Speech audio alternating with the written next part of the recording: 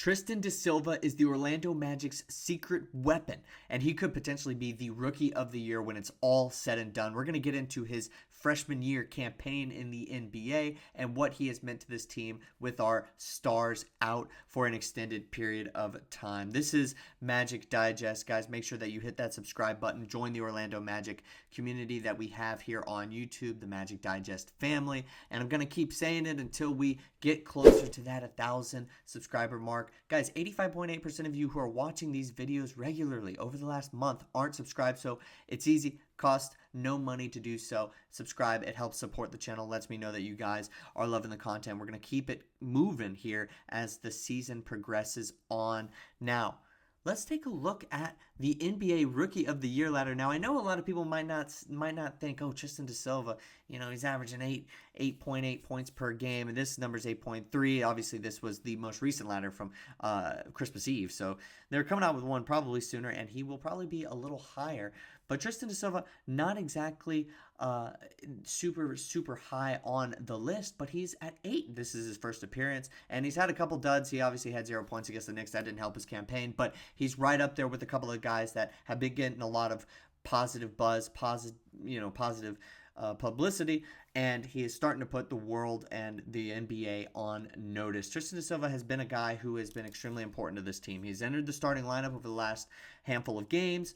And with Paolo Banchero out and Franz Wagner out, he's been thrust into the fold of being one of the core guys for this team. If you just recently watched the game against the Brooklyn Nets, obviously not a great team in Brooklyn, but the Magic, without Suggs, Anthony Black, Mo Wagner, Franz Wagner, and Paolo Banchero, looked to Tristan Da Silva, and he was able to help this team win that basketball game. He had 21.6 boards, 7 assists. He was 8 of 15 from the field and 4 of 9 from 3. We knew drafting a guy who was a multi-year player in college, 4-year guy in college. He's 23 years old right now as a rookie. We knew that he was going to be somebody who was contributing to the win now for the Orlando Magic. He was going to be a guy who contributed to winning basketball pretty much right off the gate. But he didn't play in the first handful of games this year, and he didn't really get much time. But now in that in the lineup, Coach Mosley trusts him. He's been playing smart, playing really good basketball. Showed up against the Nets when we really needed it, and then showed up against the Boston Celtics on Christmas Eve, and that was obviously when that Kia ladder came out.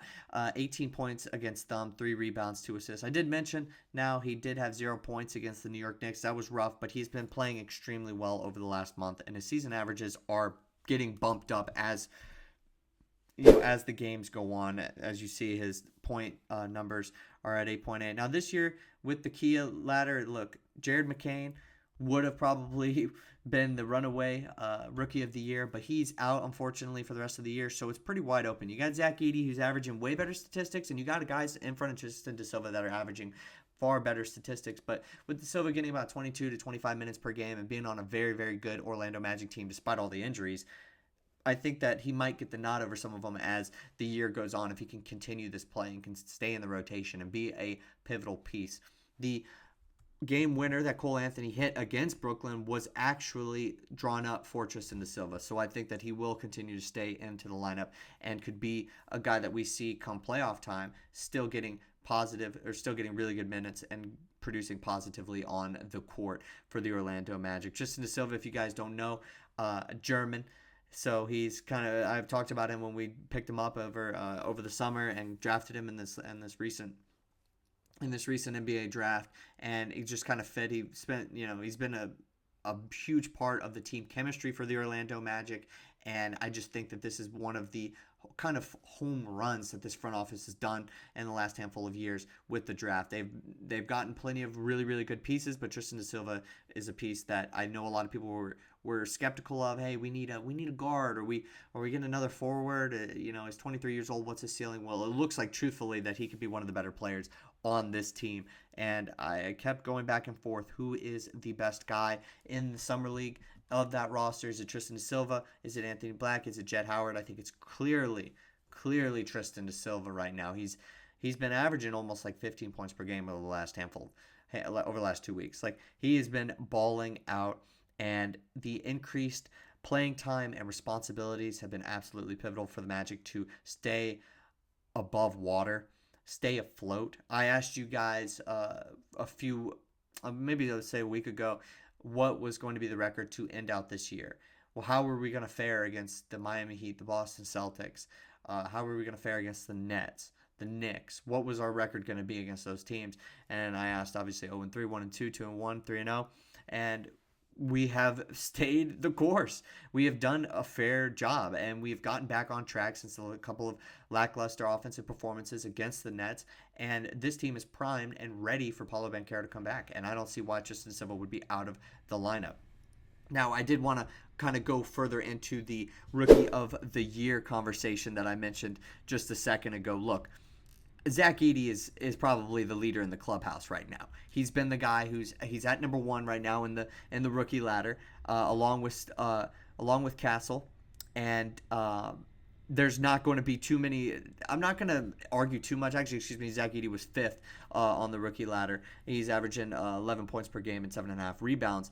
But you got Sarr from the Wizards, Jalen Wells from Memphis as well. I mean, Memphis got two guys, so I think they're kind of like got a bit of a log jam. You got Missy from the Pelicans, who's averaging really, really good numbers. But none of those guys have just been like Tristan Da Silva has been that X factor, the guy who you're drawing up the last play of the game for a rookie. None of these guys, including Castle for the Spurs, who is number one atop the ladder, none of those guys are getting those plays drawn up for them, or they are the number one option for deep stretches late in games like Da Silva. It has not been the case. I expect him to jump both of the players that are ahead of him right now that you see, and I don't really think that there should be too much of an argument about that. I think a lot of these guys, the statistics aren't going to jump off the screen to you. So when you take a look at Tristan Da Silva's statistics for the year, I don't really think that should be an automatic disqualification for him. If he's got 9 points per game, I get it. That seems really low. It's going to be low right now, but the season's going to continue on. He's going to probably end up maybe around that 12-point range.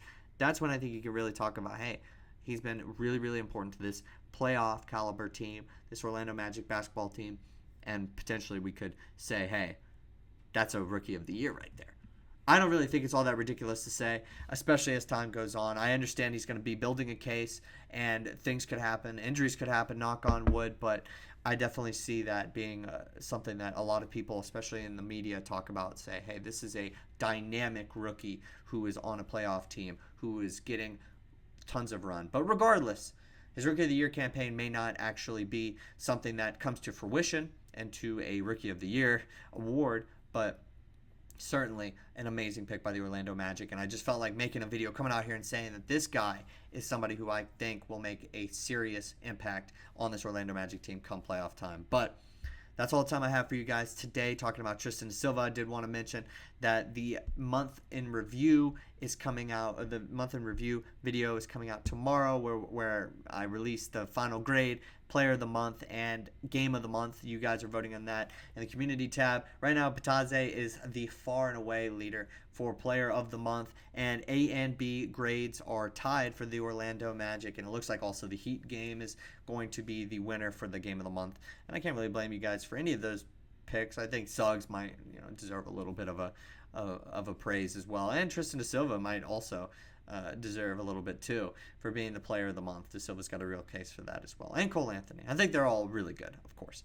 But thank you guys so much for watching, and I'll see you guys next time with some more Orlando Magic basketball content. Make sure to vote on those polls as well.